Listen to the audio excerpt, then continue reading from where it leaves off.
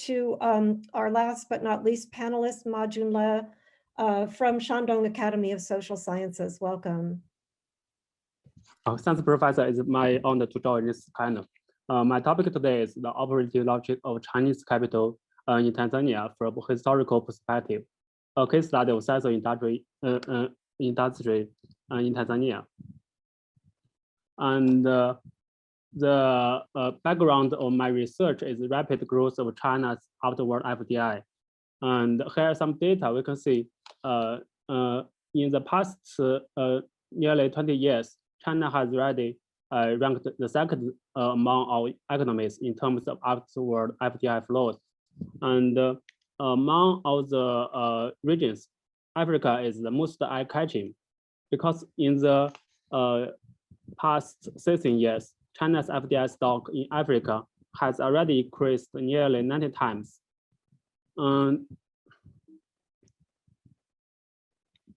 As Chinese investment in Africa grows, it also caused the widespread of the concerns and myths.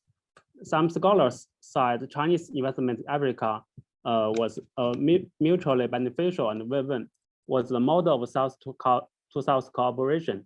Some scholars argued Chinese investment in Africa was a kind of neocolonialism and agricultural imperialism.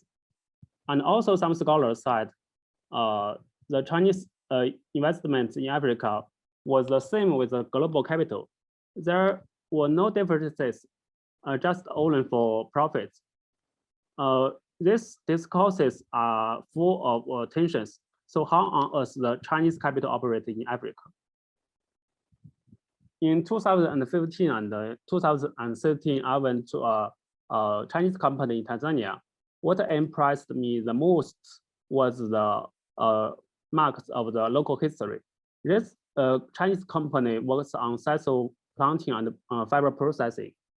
And this is the core of the Chinese company, but when I went there, except some Chinese managers, all the things, most of the practice showed the continuation of the local history.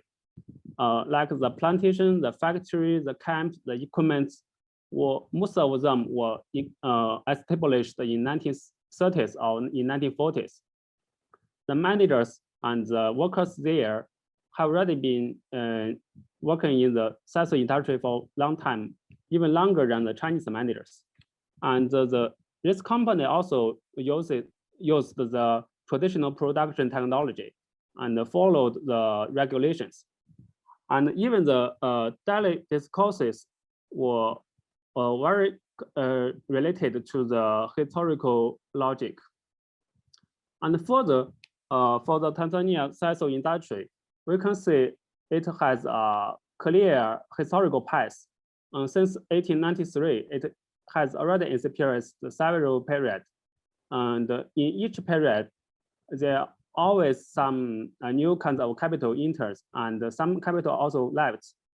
So I just want to know, how about the other kinds of capital? Did they show the same logic with the Chinese capital? So I selected 3 companies from the Tanzania sisal industry. Company A was a Western company. Company B is a Tanzania local private company. And company C is a Chinese-owned company. And I compared these 3 cases in the following aspects. The first one is the government-business relationship. This topic is very important for the developing countries, especially for China, Chinese company, because Chinese company were often criticized in this aspect. But we can see, just for company A, this company has a long historical investment in Africa and has a most influence in the global sisal industry. This company is also good at making political investments. I can give you an example here. When Tanzania got independence, the new government want to take over the ownership of sisal industry because the sisal industry was so important to the of Tanzania then, and this company just contribute a lot support to the new government's plan. So this company was labeled progressive by the president Nyerere. And we all know in 1963, the Tanzania government nationalized most of the sisal estates, but this company was not nationalized and was allowed to run privately. So we cannot its relationship with the government. It was too close. And company B is the legacy of Tanzania state-owned sisal enterprises. Especially its chairman was the leader of the sisal industry for many years, and he got some senior positions in the Tanzania government. So he could engage in the policy making and got much support and project from the Tanzania government. However, this company went too close to politics. So the former president Magufuli ordered to investigate this company. And last year, the chairman died, and this company was also in trouble now. And the company C is a China state-owned company, but this company is new and very large, is on a small scale. So its influence is also small, but this company tried his best to increase visibility and influence. First one, this company is one of the China's earliest company who engaged in agricultural investment overseas. So this company was often invited to join some diplomatic occasions. So the senior officials in Tanzania and China were familiar with this company. And secondly is down-top channels. In the past 20 years, this company developed very fast from zero production to the third largest sisal producer in the Tanzania. And also this company did very well in CSR. So it just used the two channels to increase their influence to the government. But compared to company A and company B, the Chinese company is very limited in obtaining policy support and resources support from Tanzania government, and more of it remains at the level of discourse. And the second aspect I want to compare is the model of capital accumulation. We all know the nature of capital is for more profits, but the way of the model of the capital accumulation is different. It carried a different development practice. And for the company A, this company has a first move advantage, made the regulation of sisal industry, controlled the global value chain from the planting, processing, transportation, and the market. So this company can get profit from every sector. But since the 1990s, this company also has some changes. This company reduced the production skills and shifted to more to the financial investment and circulation, from relying on cheap labor to relying on related companies, and from one country in Tanzania to multiple countries in Africa. So that's meaning its promotion to the Tanzania sisal industry was declined very heavily now.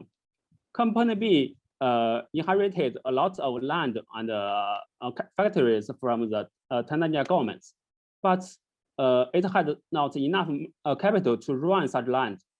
And according to the Tanzania regulation, if you didn't plant the land for a long time, the government could take over the land. So under this pressure, company B uses his local advantages to develop the contract farming system. They just give the land to the smallholder farmers, teach the small farmers to plant the sisal, and this company just focused on the sisal processing.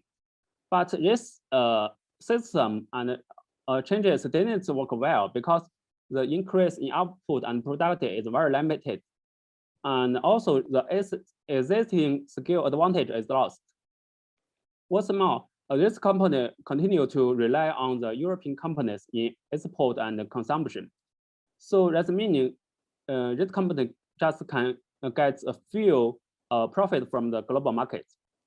So in the result, the internal development was very weak. Company C is a new company for to Tanzania industry. So this company firstly adopted the localization strategy, and most of the practice showed the same with the historical logic. They use the plantation system and relied on the cheap labor and the land to get the profit, but they didn't keep still at this level. They also tried their best to improve the productivity based on China's technology, equipment, and management. This is very important because when I interviewed with the other Tanzania local companies, they always told me they don't have enough money to update their equipment. So that's what I have seen. Most of the companies didn't make any progress since 1990s. But I want to share is this Chinese company at the beginning, they also don't have enough money, but they just has the culture of self-reliance and bearing hardships. That means at the beginning, they wanted to update the equipment and technology, but they don't have money. So the manager then just contribute their wages for 5 years to update the technology and the equipment. And finally, they got they achieved the aim of production. And what's more, this company also can sell the fiber to China's market directly. They don't need to rely on the European companies. So they could get more profit from the global market. So this is the second aspect. The next one is labor employment. Labor is a comparative advantage of Africans' development, and it also connected to the development of the local community. And it decided whether the company can run for a long time. We can say company A, I said company A was the epitome of Tanzania sisal labor history. In the colonial period, the labor policy was full of exploitation and inequality, and the sisal laborers was labeled the of low salary, poor treatment, high intensity, and harsh management. So that as a result, the local people, they didn't want to work as sisal workers. But compared to the other companies, company A has the better management, and they have already invested in Tanzania for a long time. And also they provided the competitive incentives. So until now, they didn't face so many labor problems. And company B, just I said, they developed the contract farming. So they don't need to hire their own too many laborers. They just cooperated with the smallholder farmers. But they also face some problems because the power between the company and the farmers was unequal. So the company was so strong, and in management, they provide the lower costs and good at dealing the conflicts. And the company C rely on the local managers. At the beginning of this company, appointed the local people as the general manager, and just let the local managers to deal with the conflicts with the local laborers. And also the they just contributed a lot in the CSR. They helped the local people to build the hospital and the new dormitory, and also they introduced the China's aid projects to fall to the surrounding communities that help their people to improve the agricultural production, and also they want to deliver the new regulations and the work values like no pens and no guns, and the Chinese managers also worked together with the local workers for a long time. But on the other side, just because the differences in cultural law and management, so there also caused some problems. And okay, here is my conclusion. Firstly, we can say there are commonalities among all three cases. When these are framed in the context of Tanzania international status, political and economic structures, and the history of sisal industrial development. But at the same time, these three sisal enterprises show differences in concrete implementation. Second, they don't exist completely in isolation, and there are many connections between them. Western capital has shaped the distribution logic of global supply chain and the production logic of Tanzania industry, directly affecting the operation of emerging local capital and the Chinese capital. And the local capital can directly participate in policy formulation and decision making, and use political, social, and cultural forces to influence the foreign capital.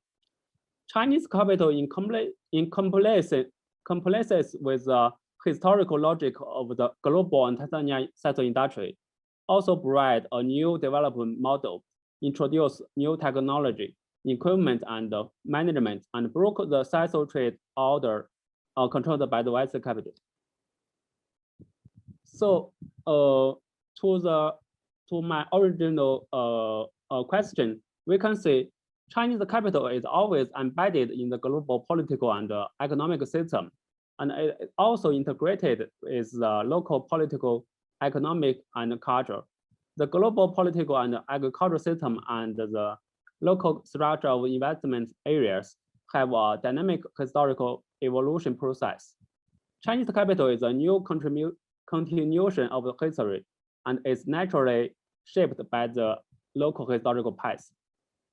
Regarding the particularity of China's capital, it's most notable that it is impacting the long-term center political and economic structure under the dominance of the Western countries. It's no longer simply treats developing countries such as Africa as raw materials, resources, but introduces China's technology, capital, market, industry, and self-reliant culture, explore new South-to-South cooperation, promote the common development of both sides, and gestate the emergence of a new global political and economic order. So that's my presentation. Thank you.